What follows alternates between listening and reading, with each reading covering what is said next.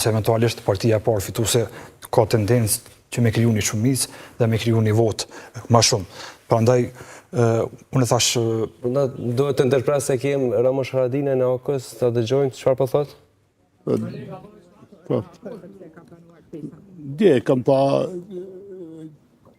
qëndrimin e Ligës Demokratike të Kosovës, ajo çka mund të ju them është se unë mirëpres mundësinë e konsultave, cila formulë, cili opcion, tani qëndrimet ndryshojnë. Ju e dini, unë angazhohem për qeveritë të opozitës. Edhe vazhdoj me mbet në këtë qëndrim, pra për qeverinë e opozitës, ndërsa jam I hapur për konsulta në këtë rast me Ligën Demokratike, me PDK-n, me partitë parlamentare të opozitës. A keni ndonjë temë tjetër? Çfarë shtyre të pranoni këtë takimin e Abdixhikut, pasi nga të tjerët që folën nga Partia Demokratike, po ashtu edhe Big Berisha nga AK, që nuk është e rrugës të ketë një takim të tillë nga DTK-ja. Tani ftesha për konsult nuk ka gjë të keqe, që të konsultohem, mund të konsultohem bilateral, pra aleancë LDK, trilateral me PDK-n, pra nuk është të keqe një ftesë për konsulta për një qeveri, thashtë dhe njëherë, pa të keqe, unë personalisht angazhohem për qeverinë e opozitës. Po nuk na pengon propozimi I LDK-s për konsulta për opcionin qeverisës në të ardhmen, pra personalisht unë angazhohem për qeverinë e opozitës. Apo vjen kjo që jeni të hapur megjithatë edhe për vetëvendosje, nëse jeni të hapur për këtë propozim? Jo, ndryshon, jo sheni, unë deklaroj hapur që angazhohem për qeverinë e opozitës. Është një qëndrim I shprehur edhe me kohë, edhe I argumentuar shumë pse, ndërsa ekziston një dallim, ne kemi autorizuar nënkryetaren tonë, që është edhe shefi I grupit parlamentar, Time Kadriaj, për konsulta me bashkëkryesuesin e seancës, në këtë rast zotin Dahari, edhe zoniushën Sala Jashari, në mënyrë që ta gjejmë zgjidhjen për ngërçin në parlament për konstituimin e kuvendit. Pa nuk ka ndryshim, nuk ndryshon qëndrimi ynë sa I përket qeverisë për qeverinë e opozitës, për shumicën e opozitës, po ashtu nuk na pengon ftesa e LDK-s për konsulta për qeverinë. Zoti Haradinaj, zoti Abdixhiku tha që takimi ka kuptim për qeverinë unifikuese veç nëse marrin pjesë krejt partitë aty. Tash në atë takim I cili synohet me qenë I përbashkët, duhet me marr pjesë edhe lëvizja vetëvendosje. A merrni pjesë ju si aleancë në atë takim ku është në tavolinë edhe LVP-ja? Jo. Faleminderit. Do të sharum. Faleminderit.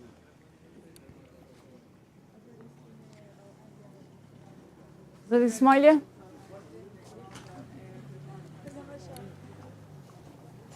Shkjo, me të fundit u qarsu krejt. Po, bashkë.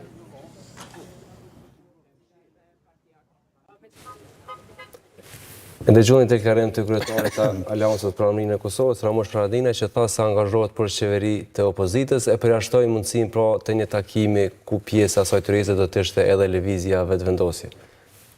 Po, qëndrimet e tij tashmë kanë qenë edhe të ditura, edhe më herët ka potencuar faktin që jo që nuk ka gatishmëri të bashkëqeverisë me lëvizje vetëvendosje, por madje as të takohet në këtë parti politike. Megjithatë unë përkthehem aty ku e lam në fillim, do të thotë sa I përket shpjegimit procedurave të konstituimit të kuvendit, meqense se rendi I ditës është I paracaktuar, kryesuesi I kuvendit e ka për obligim që vetëm ta zbatoj ato se çfarë është arritur ose është e paracaktuar sipas rregullores të Kushtetutës Kosovës, prandaj këtu nuk ka nevojë as me bëu si lloj improvizime procedurale, sepse thjesht meqense komisioni për verifikim të mandateve u votua në mënyrë të hapur, pse të mos votohet edhe zgjedhja kryetarit në mënyrë të hapur, dhe kështu ka qenë e gjithë praktika parlamentare në Kosovë që nga pas lufta e tutje. Prandaj edhe ne si organizatë kemi quajtur më shumë arbitrare kjo mënyra se si u propozua në rend të ditës, sepse kjo është ndërhyjje në rendin e ditës së paracaktuar nga ana e kryesisë vjetër të kuvendit, dhe për këtë arsye të kryesuesi thjesht atje është për shkak të rolit që ka sipas moshës që I takon në pozitë, jo sa është ndonjë farë autoriteti që vendoset për rregullat se si duhet zhvillohet seanca konstitutive. Ajo ka rendin e ditës, mjafton ta hap seancën, ta ftoj grupin më të madh parlamentar që ta jep një propozim për zgjedhjen e kryetarit, sapo të jepet propozimi, të fillon me votim, nëse ka numra vazhdohet tutje, nëse nuk ka numra ndërprej seanca. E kemi tani Fatmir Limaj në një deklarim, e ndjekim? A do të merrni pjesë. Edhe Dhe e keni pranuar ftesë po ashtu. pjesë në një qeverie të tillë në rast se Po ta dëshirë që të pjesë me lama si ta krymë seancën, se edhe është pak u vënum. Të shojmë si përshkojnë në zhvillimit të asaj seancë. Ka lëvizje, të shojmë që ka lëvizje. Nuk do të që gjitha lëvizjet shkojnë në drejtimin që duhet, po me që ato ka një lëvizje.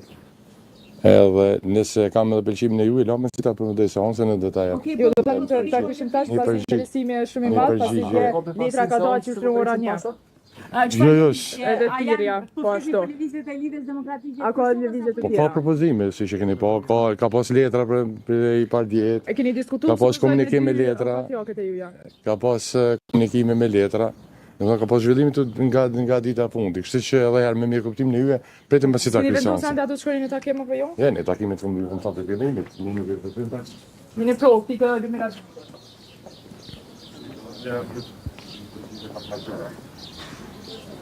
Ona po dela.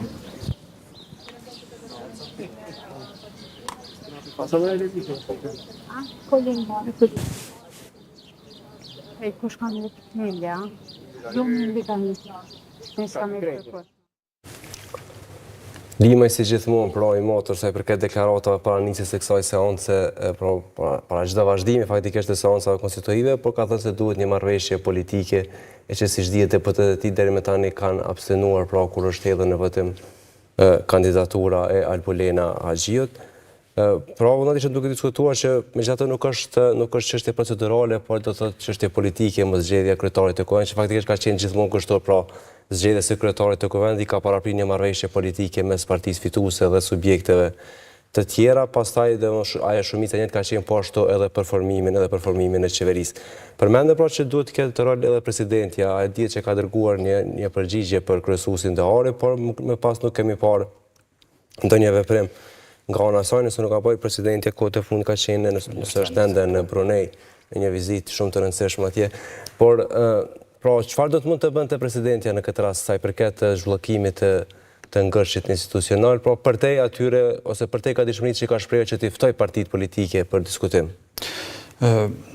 Është përgjithësi, unë mendoj edhe kompetencë e saj, edhe kushtetuta jep të drejtën që si garantuese e funksionimit demokratik të institucioneve, si garantuese e funksionimit kushtetues të institucioneve të bëj përpjekje dhe të mos rrej indiferente ka shi situatës që po krijohet tani, dhe besoj që më e pakta që presidentja do të mund të bënte është të gjente mundësinë që të ftonte në takim të përbashkët të gjitha subjektet parlamentare që janë të përfaqësuara në Kuvendin e Republikës Kosovës.